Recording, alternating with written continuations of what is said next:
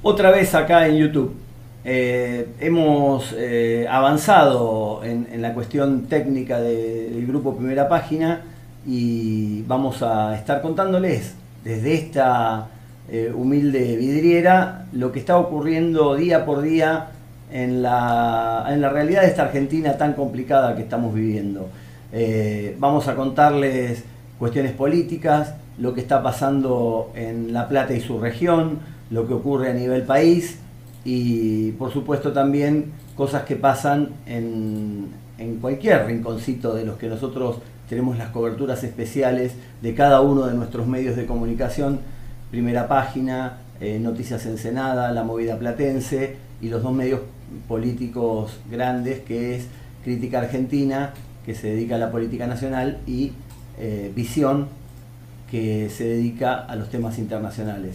Así que vamos a charlar un poquito de cada uno de nuestros medios, vamos a ir contándoles las novedades, el minuto a minuto, el día a día, cómo está el dólar, cómo está la vida de la Argentina en cada uno de sus planos. Ustedes ven que tenemos los televisores puestos en los principales canales de noticias del país para saber qué es lo que está pasando en la Argentina ahora y lo que se viene, sobre todo lo que se viene, que es lo que te va a servir para poder ordenar tu cabeza y poder acomodar el carro hacia el lado donde va la cosa en la Argentina.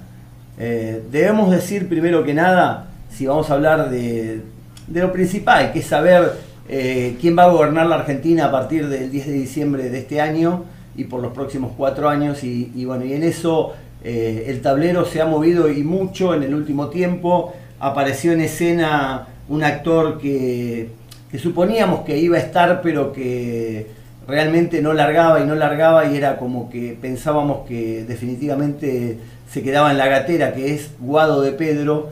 Para mí la mejor figura que tiene para ofrecer por lejos el kirchnerismo. Es un tipo prolijo, tiene imagen de buena persona, pareciera que lo fuera. No vamos a abrir juicio de valor porque en verdad no lo conocemos en detalle, pero por lo menos tiene toda la imagen de alguien presentable para todos los públicos, y contrasta abiertamente con figuras como Milei, que es el más disruptivo de todos por lejos, que es la figura que apareció en el último tiempo en el escenario político argentino y que descolló y que logra poner esta histórica grieta de los últimos años, por lo menos de la última década, entre Macri y Cristina, la abrió y la transformó en tercios, y hoy es uno de los 3 tercios que están disputándose las posibilidades de entrar a un hipotético balotaje. Se cree que es bastante o muy difícil que alguno de los 3 espacios pudiera ganar en primera vuelta, lo que implicaría que saque o el 45%, no dependiendo de lo que saquen los demás, o un 40% y 10 puntos de diferencia sobre el segundo, y eso generaría, sin ningún lugar a dudas, un nuevo gobierno con poder real. Bueno, eso no es probable que ocurra, por lo menos hasta ahora, con lo que estamos viendo, con la irrupción de Milei y haciendo tercios. Es bastante difícil que eso ocurra. Lo que es más probable es que haya una elección en la que vayan a un balotaje el espacio de Juntos, con algún candidato del PRO a la cabeza, quien gane la interna, que serán o Patricia Bullrich o Horacio Rodríguez Larreta, y bueno, entonces ese escenario pondría también al candidato que ofrezca el peronismo, que en este caso pareciera que fuera Guado de Pedro.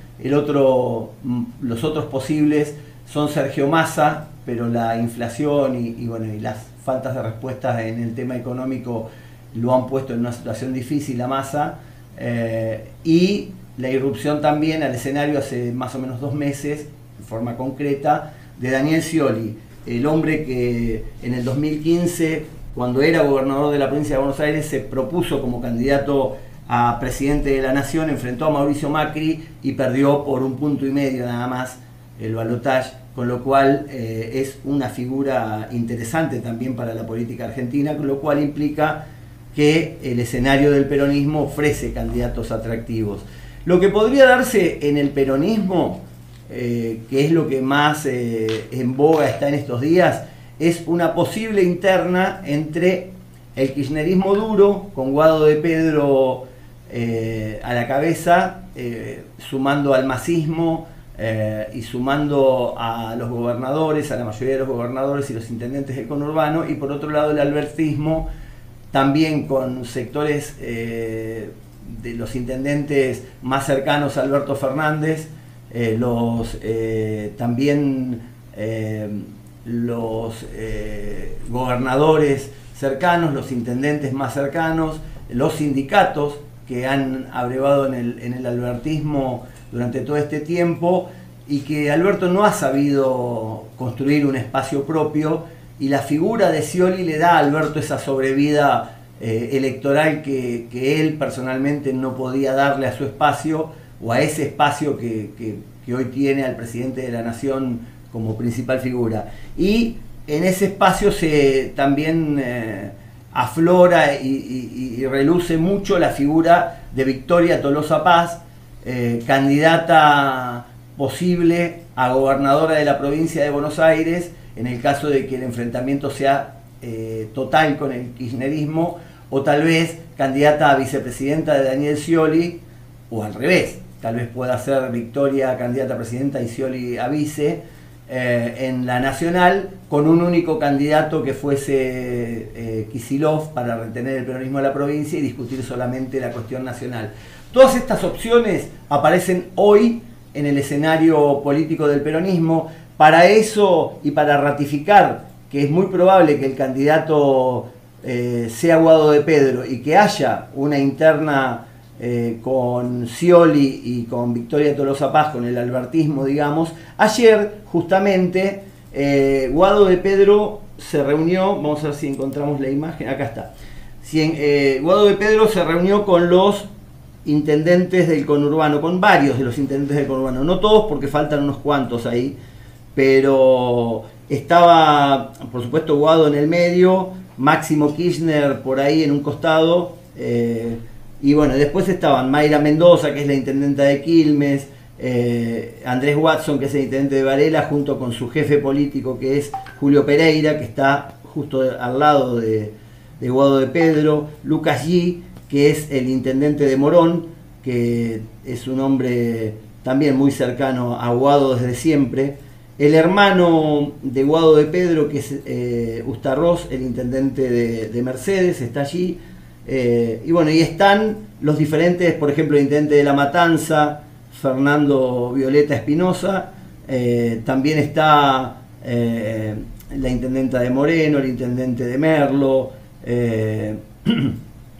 y bueno, y están los representantes de la tercera sección electoral cercanos al jefe de gabinete Martín Insaurralde de la provincia de Buenos Aires, jefe de gabinete, como el presidente de la Cámara de Diputados, Federico Termín, de la provincia de Buenos Aires, también de la Cámara de Diputados provincial,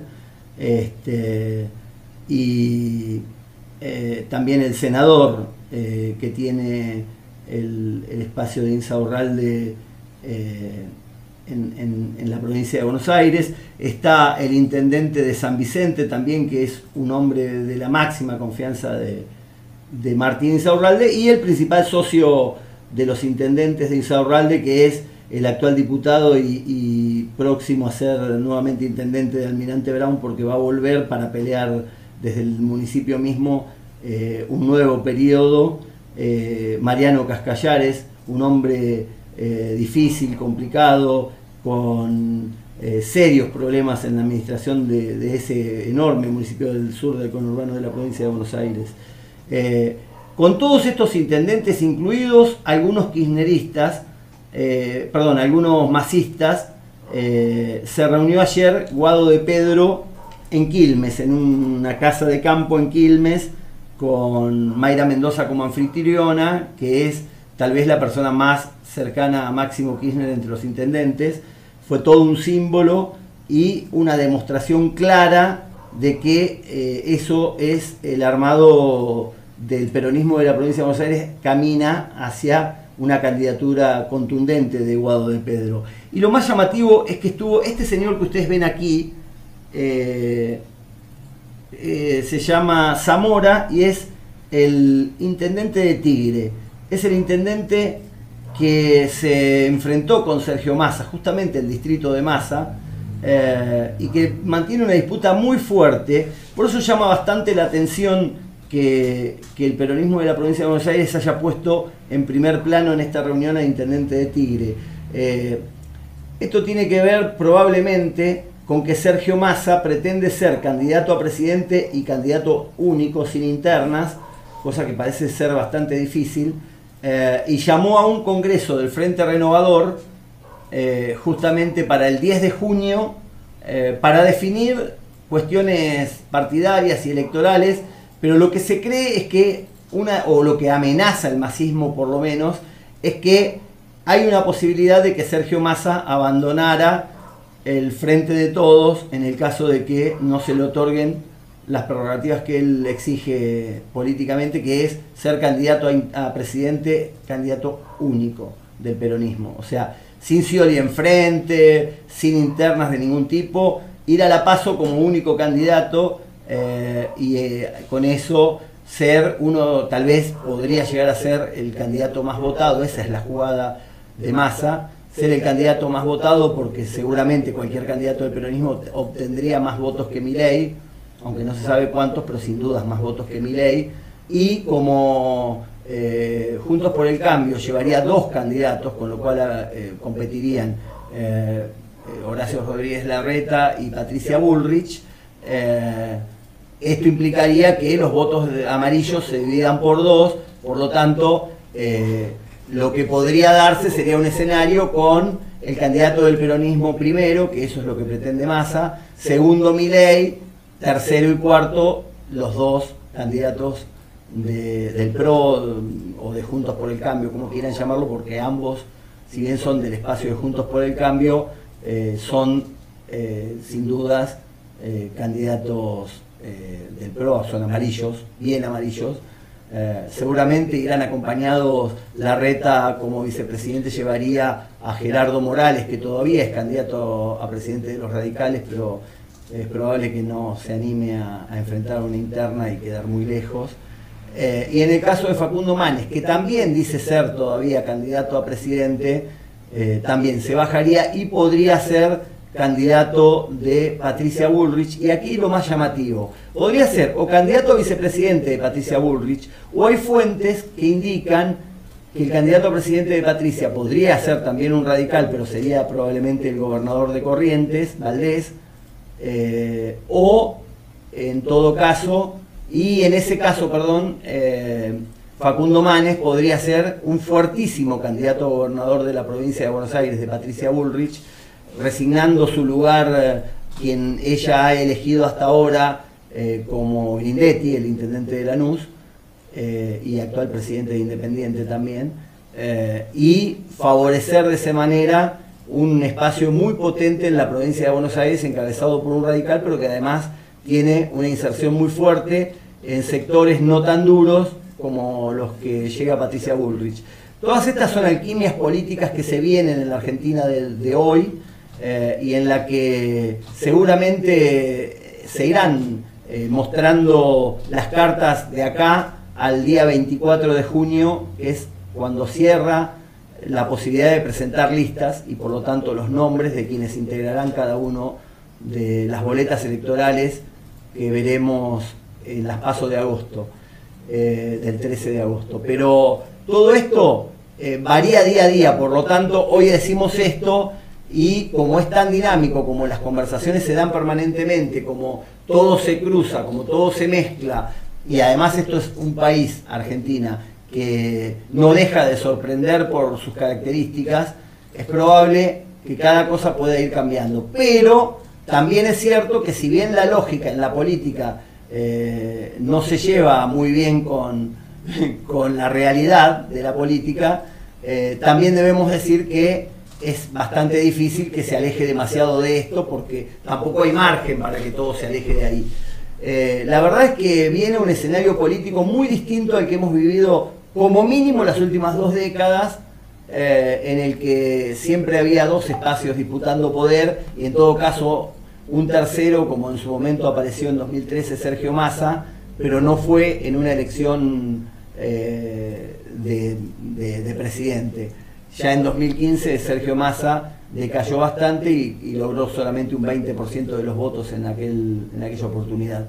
Se cree, aunque yo dudo bastante, que Javier Milei podría estar orillando el 25%. Yo no creo tanto en eso, ¿y por qué se los digo? ¿Por qué Milei podría no llegar a ese 25%? Porque una cosa son las encuestas de libre opinión y punto, y otra cosa es el momento electoral en el que la gente vota por lo que ha ocurrido en los últimos minutos, previos a la elección, o en los últimos días, mejor dicho.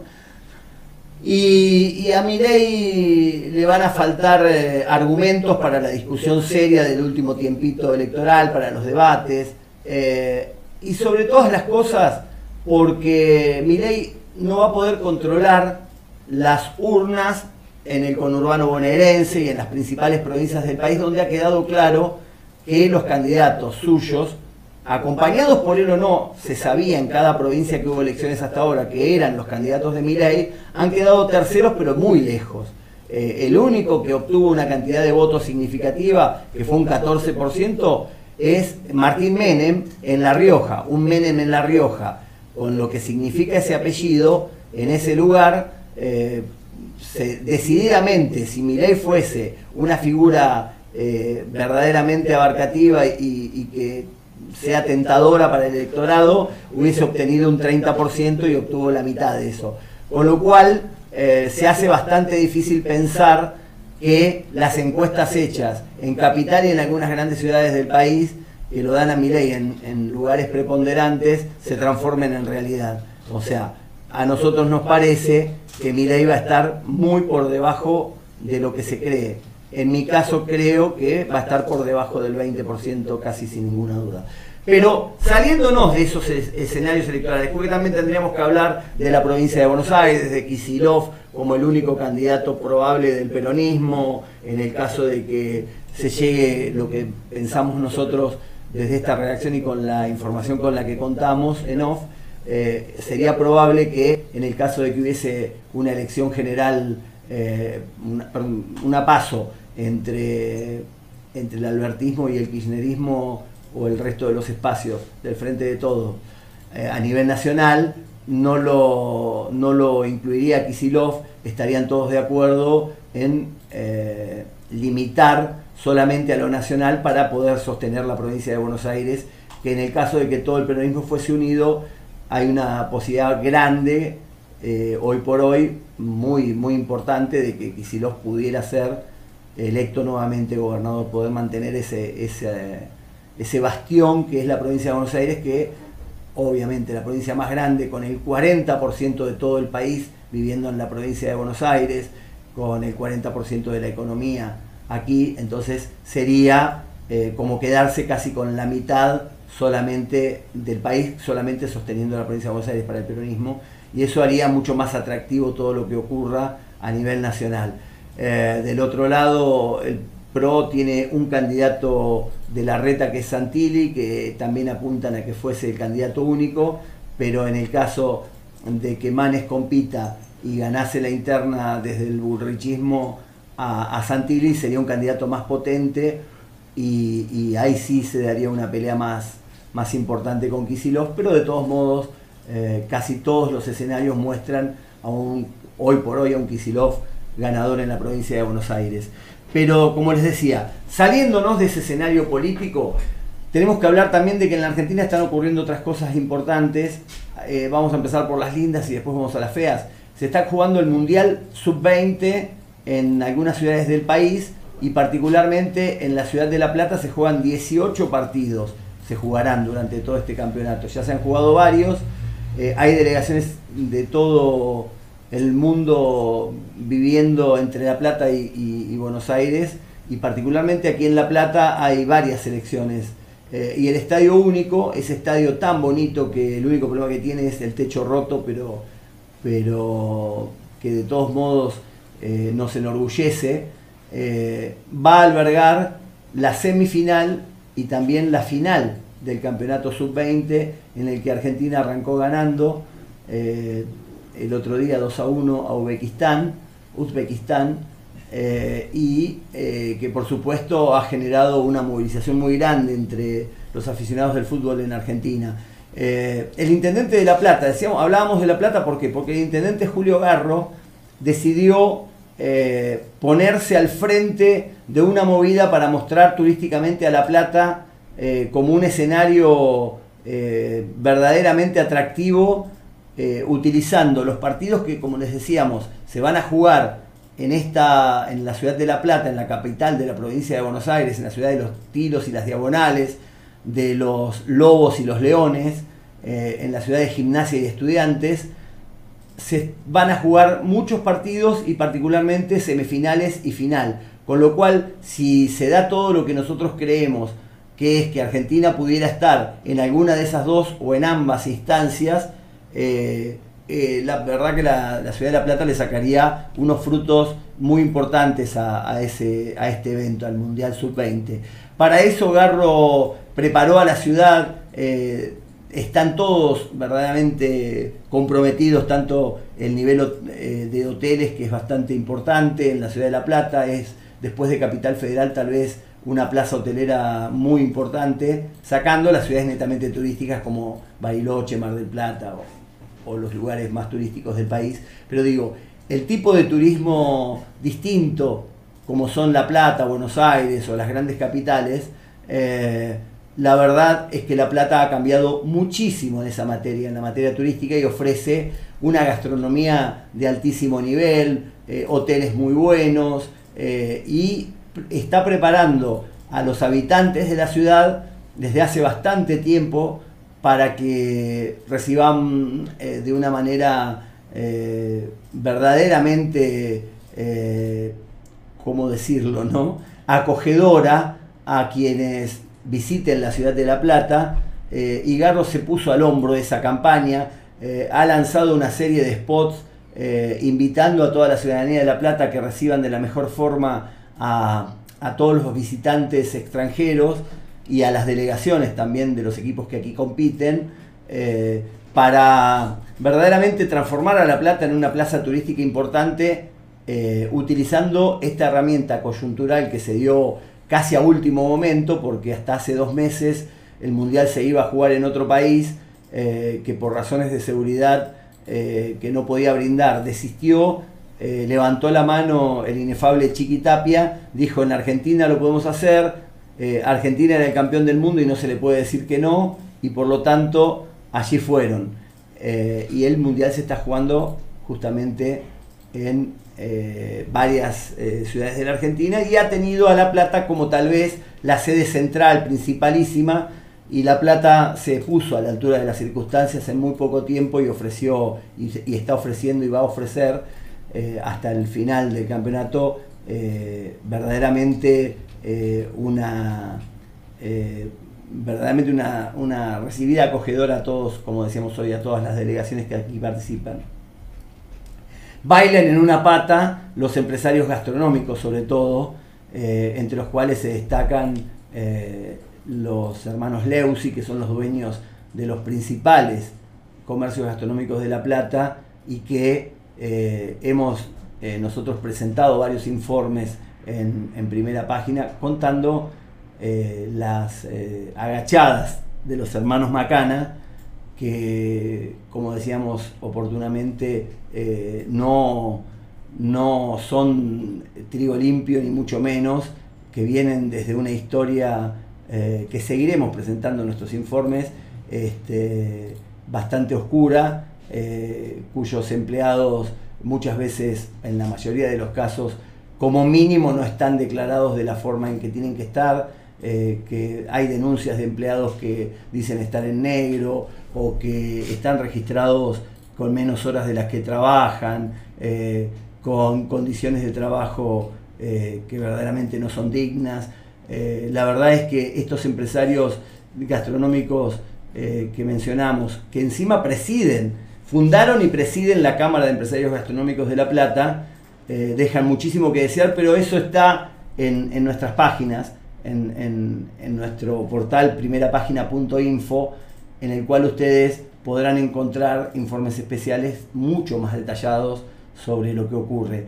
Pero bueno, está el Mundial Sub-20 en La Plata y bueno, y estos empresarios van a hacer una enorme diferencia, otra vez seguramente sin los verdaderos controles del Estado, como son el Ministerio de Trabajo de la provincia de Buenos Aires para registrar a los trabajadores, como es también el área que controla las cuestiones sanitarias y de higiene, que es de parte del municipio. Así que ojalá eso mejore, y estos empresarios no se tienen que caer, lo que tienen que hacer es cumplir con todas las reglamentaciones. Son los dueños de las principales marcas gastronómicas de La Plata, como La Trattoria, Runis, Macé, que están ahí en 10 y 47, pero también está Foodies en 5 y 51, el Baxar, con lo que implica, o sea que está lleno de comercios adentro, que está allí en 50 entre 5 y 6, Perlanco en Citibel, y muchos otros, El Asador. Bueno, ellos son los dueños, los hermanos Leusi, de un montón de comercios que seguramente van a sacar un enorme rédito de este Mundial Sub-20, y lo mínimo que debería exigírseles es que cumplan con las reglamentaciones establecidas en materia gastronómica. Al sindicato gastronómico le cuesta muchísimo luchar contra empresarios inescrupulosos como estos, pero eso será para otra oportunidad. Esto es solo un pantallazo. Por supuesto tenemos a nuestro corresponsal Gabriel de Charras cubriendo el Mundial Sub-20, y en nuestras páginas, en nuestra web, iremos mostrando diferentes videos contándoles qué es lo que se está viviendo en el Estadio Único en cada partido que se disputa allí. Pero saliéndonos de este Mundial Sub-20, seguramente Jonathan tiene temas para plantearnos, que los podemos discutir también, Johnny. Sí, Walter, ¿cómo andás? Yo bien.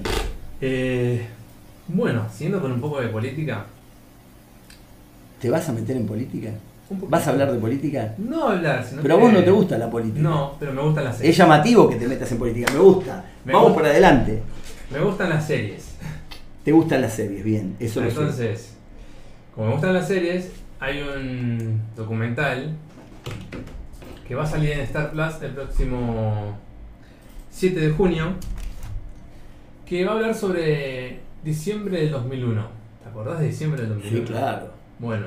El momento, perdón, por las dudas que haya gente desprevenida o jóvenes, diciembre de 2001 fue el peor momento tal vez de la Argentina en mucho tiempo. Después de la dictadura mínimamente fue el peor momento. Fue cuando cayó el gobierno de Fernando de la Rúa, el radical que gobernaba en ese momento, y se sucedieron 6 presidentes en muy poco tiempo, en una semana, hasta que finalmente quedó Eduardo Duhalde, que ordenó bastante las cosas y luego llamó a una elección de la cual resultó electo en 2003 Néstor Kirchner, y ahí empezó la era del kirchnerismo. Así es. Lo que ocurrió ese 20 de diciembre de 2001 es lo que verdaderamente es un hecho histórico y del cual está bueno hablar. Y sí, y bueno, como te digo, a mí me gustan las series, y es una de las series que lo publicamos en La Movida Platense. Sí. Que va a llegar y va a hablar justamente, va a tratar este tema de lo que sucedió en el 2001 con todo este problema de lo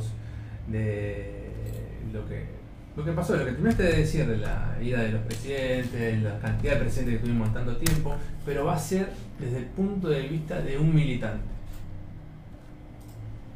Así te la dejo picando. ¡Apa!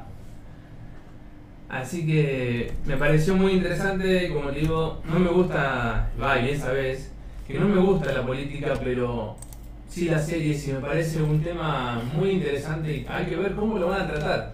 Es un tema delicado para tratarlo.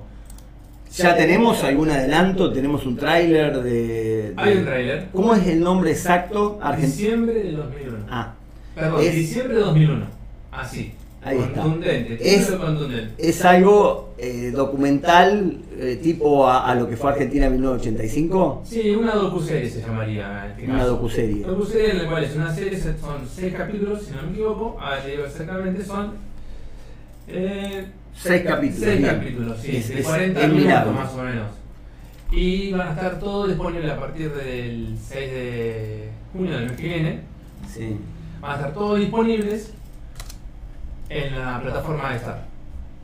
Que tendríamos que hacer alguna charla de algún capítulo. ¿Qué opinas vos de eso? Sí, sí, me encantaría, por supuesto, es un hecho muy, muy destacado de la historia argentina reciente, tal vez el más destacado de todos, y me gusta que se cuenten estas partes de la historia de nuestro país, aún con las críticas que pueda tener, como las tuvo Argentina en 1985, pero está bien que se cuente, que se le muestre la historia verdadera a los más jóvenes que no lo vivieron, porque ese fue un momento de inflexión muy importante de nuestro país.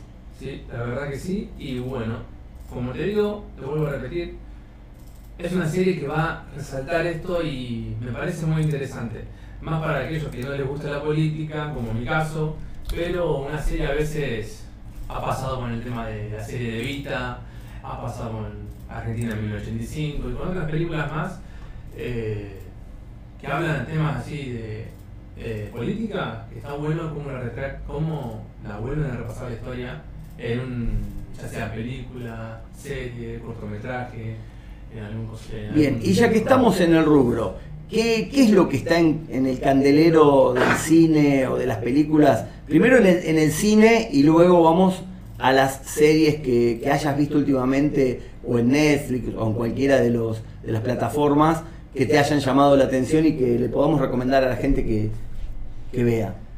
Bueno, el boom de por sí de esta semana, que ya lleva una fortuna recaudado mundialmente, es Rápido y Furiosos.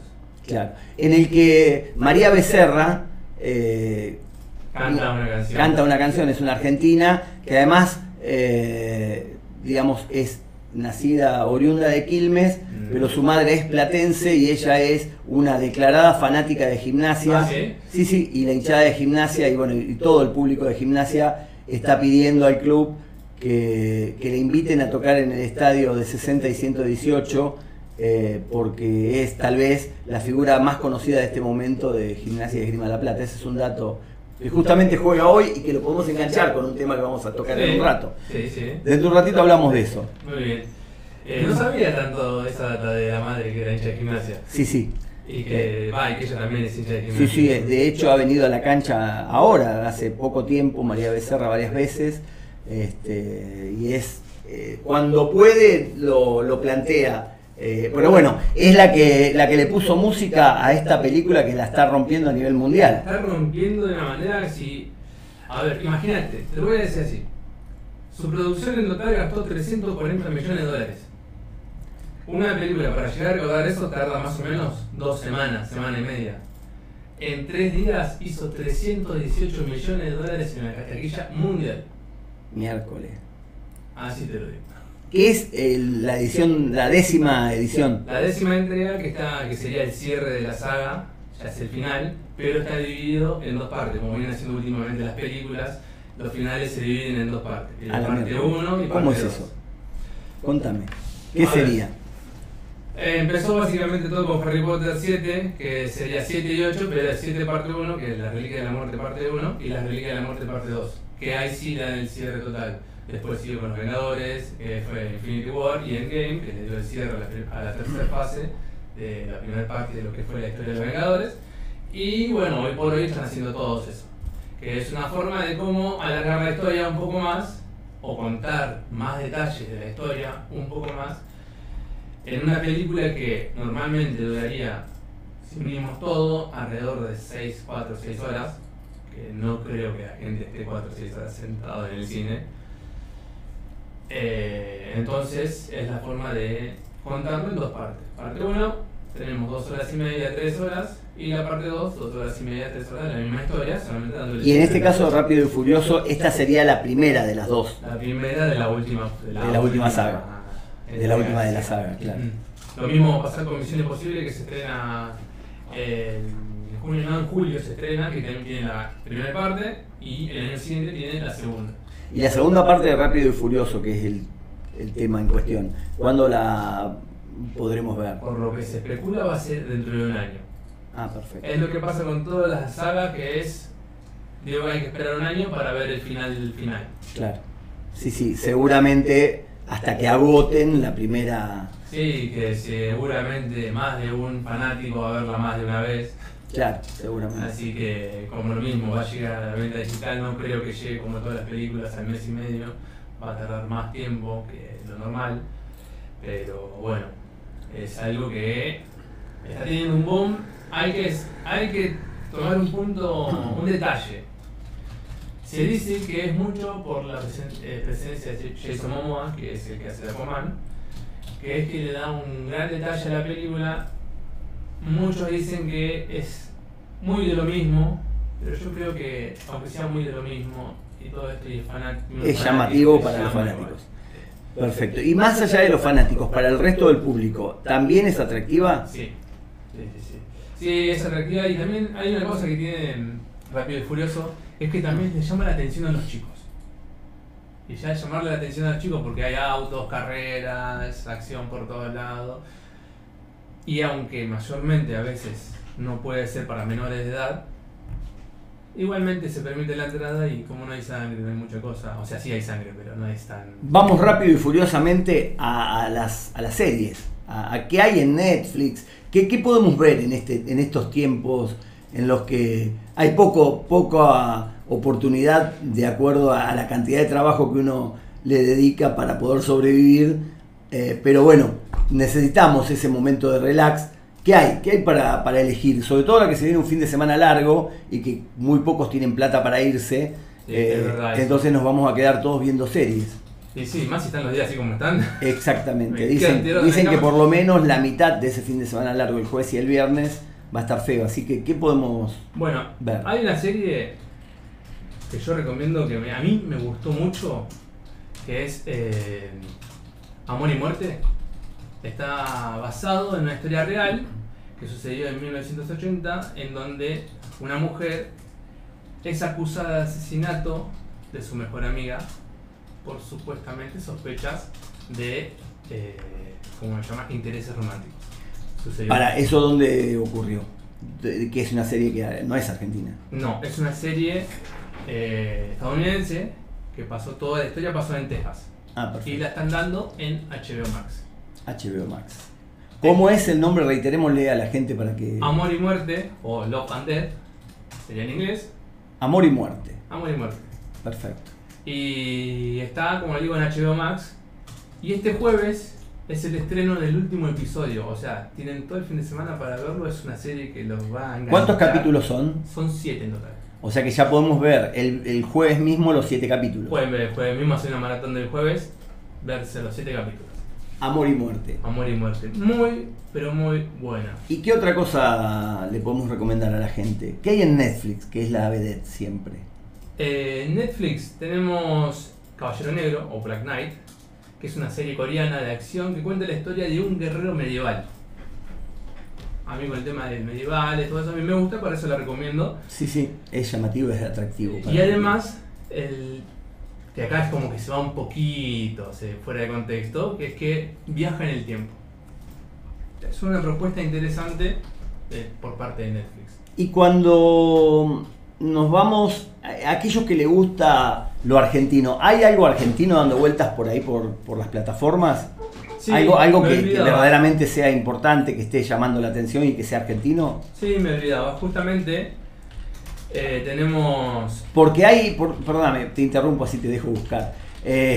Realmente las series argentinas que han llegado a Netflix han hecho furor unas cuantas.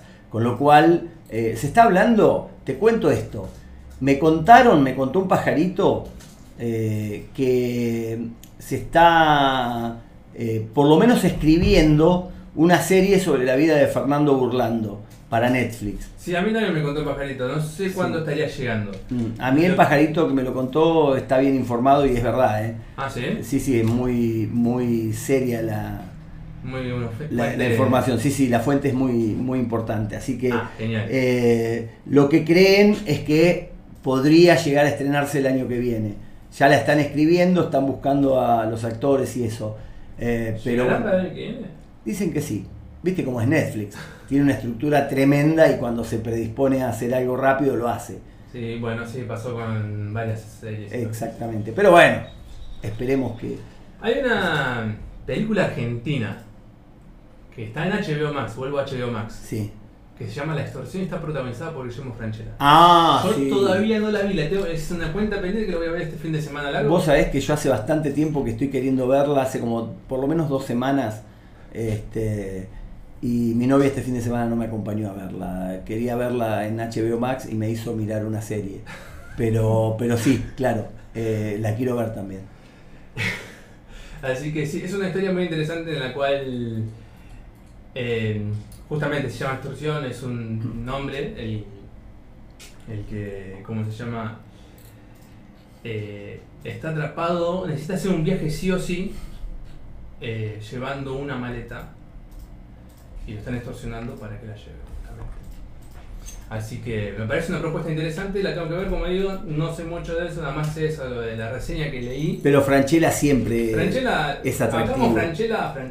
Francella Y Darín garantizan como mínimo entretenimiento. Sí, Francella es, como bien decís, Francella y Darín son los capos de acá de Argentina. La garantía de que por lo menos no te vas a comer un fiasco, o casi seguro.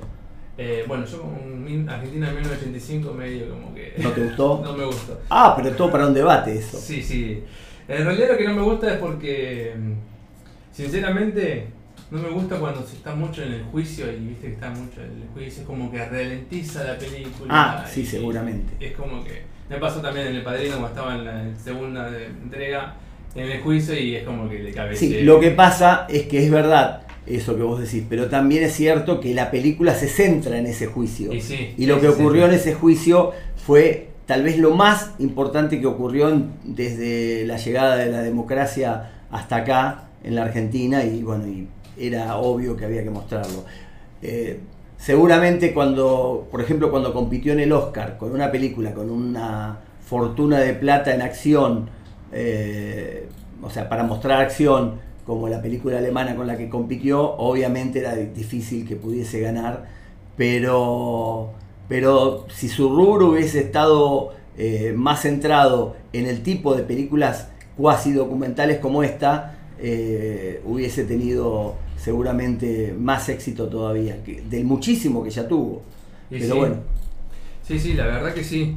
Pero bueno, Se pintó un panorama muy claro de un hecho histórico que quedará, por supuesto, en la memoria de todos los que lo vivieron y por supuesto en los libros de acá en adelante, para que no nos olvidemos que hubo un grupo de personas que se animaron a juzgar a unas bestias asesinas, como todo el gobierno militar, el proceso militar que abarcó un periodo negrísimo de la historia argentina desde 1976 hasta desde el 24 de marzo de 1976 hasta el 10 de diciembre de 1983, cuando asumió la presidencia de la Nación el presidente Raúl Alfonsín, un tipo de lo más honesto e impecable que hubo, tal vez el más honesto de todos desde la democracia para acá, que tuvo la desgracia de sufrir la hiperinflación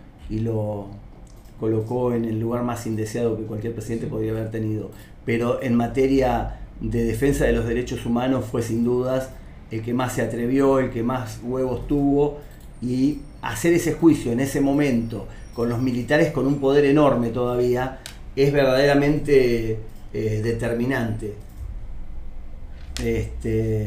Así que probablemente eso sea el principal hecho histórico de la República Argentina desde 1983 hasta esta parte. Creo que hemos abarcado un panorama importante sobre lo que está ocurriendo. Sí.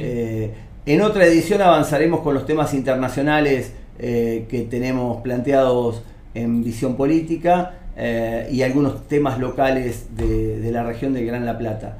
Pero eso quedará para otra edición, si a vos te parece, Johnny. Obvio, me parece. ¿Vos qué opinás, Enzo? ¿Te quedó algo en la gatera? Enzo es el único que trabaja acá. No. ¿Algún tema que te parezca que no hayamos tocado?